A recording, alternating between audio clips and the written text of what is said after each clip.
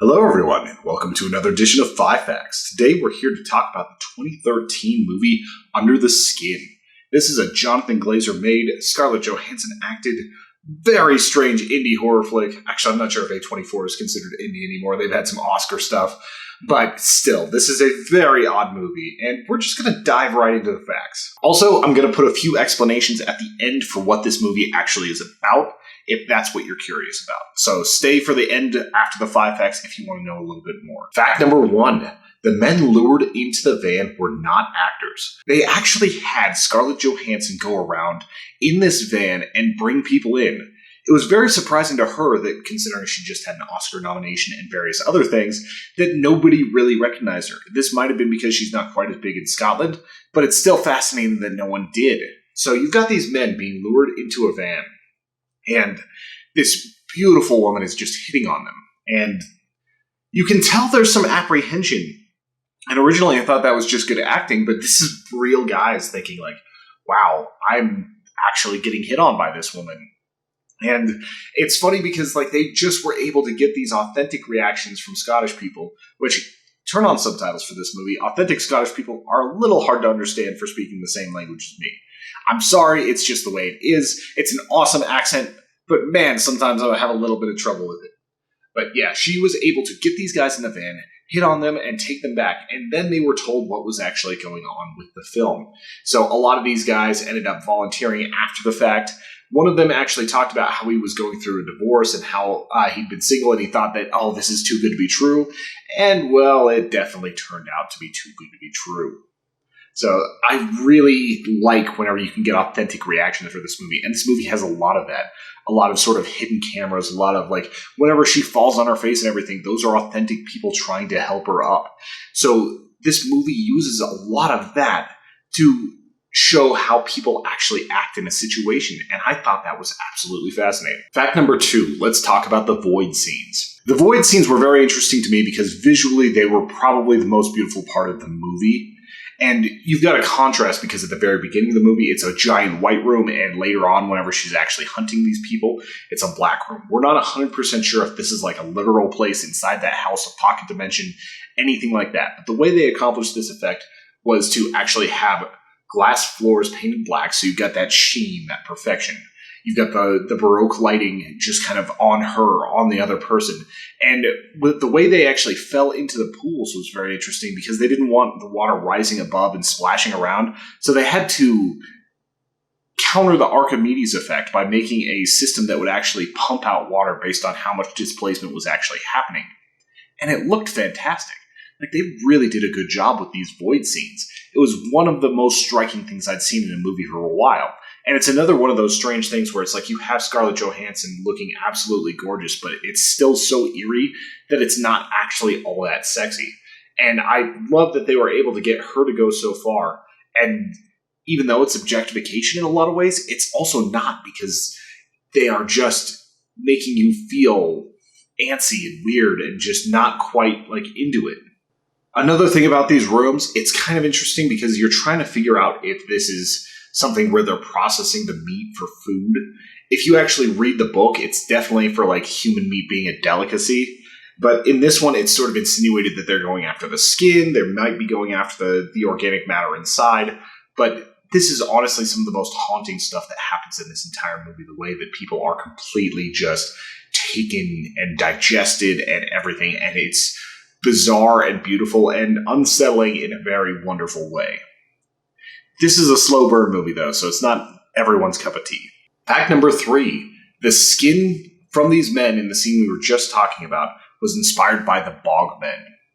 There's a very particular type of mummification that happens in bogs, where a body is completely kind of absorbed into this swamp for a while, and it makes it so it kind of degloves the entire body.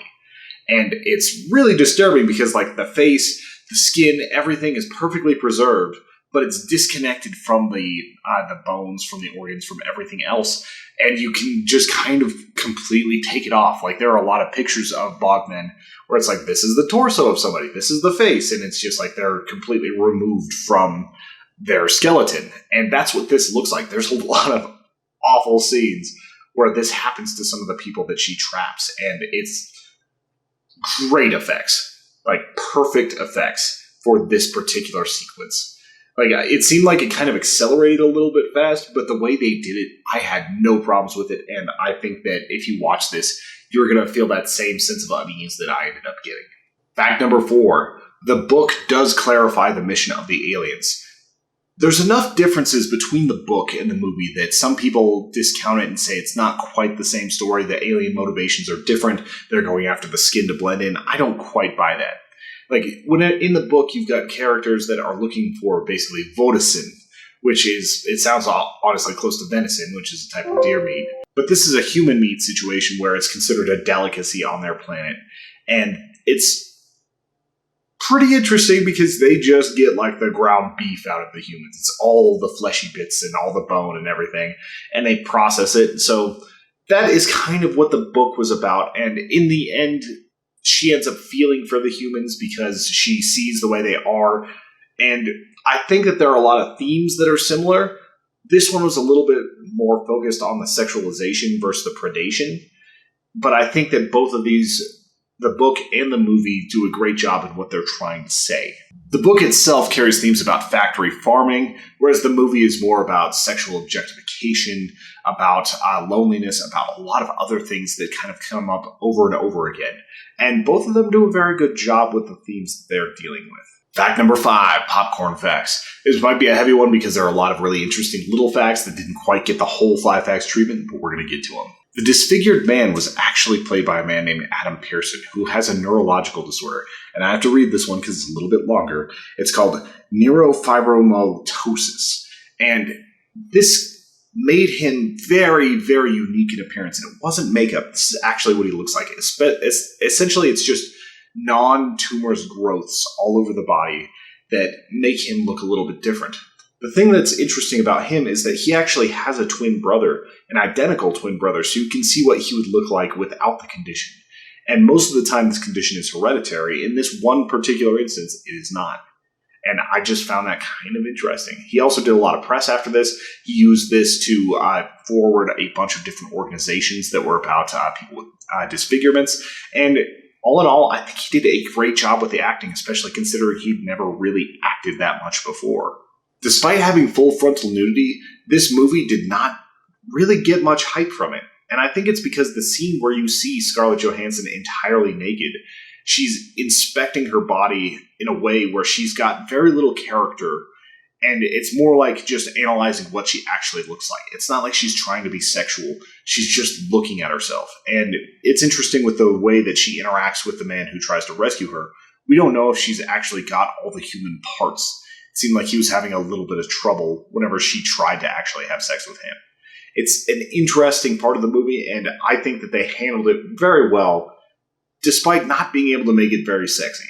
If you're wondering, the motorcyclists acted as wards in this movie. They were the ones trying to keep the hunters and predators on track.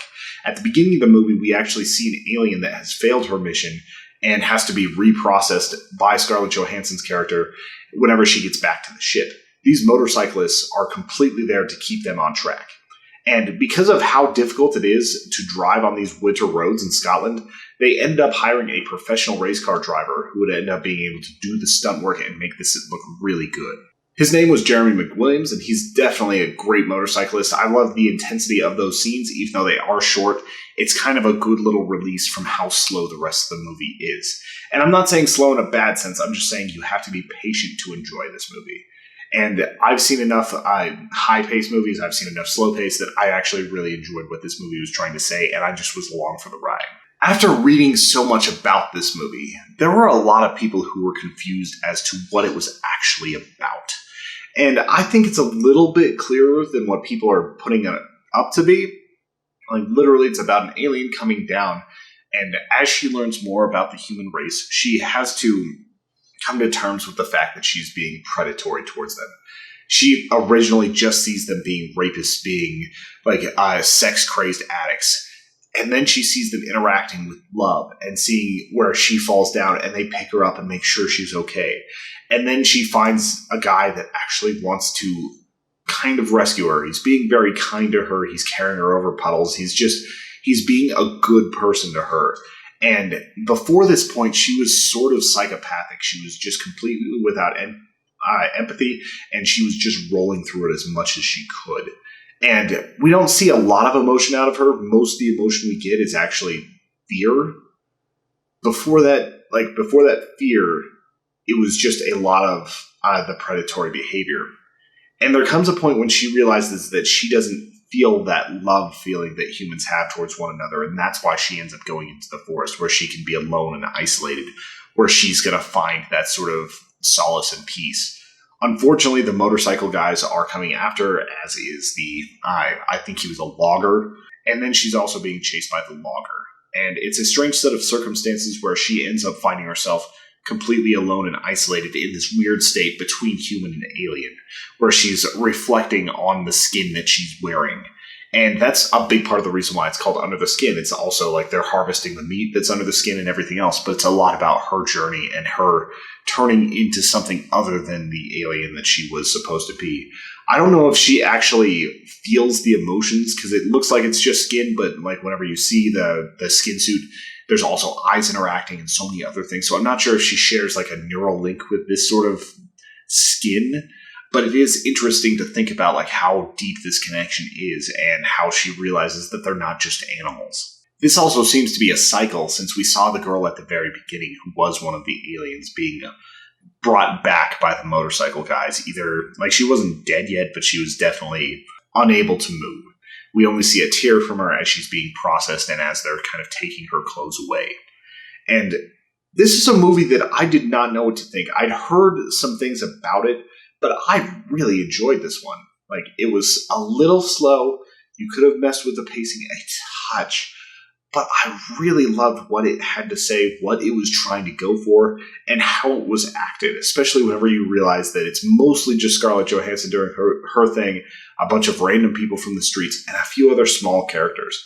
It was a 10-year effort that got this film made, and I really think that they did a great job, and I'm not sure why Jonathan Glazer is not making more films after this. It seems like he kind of retired after this movie.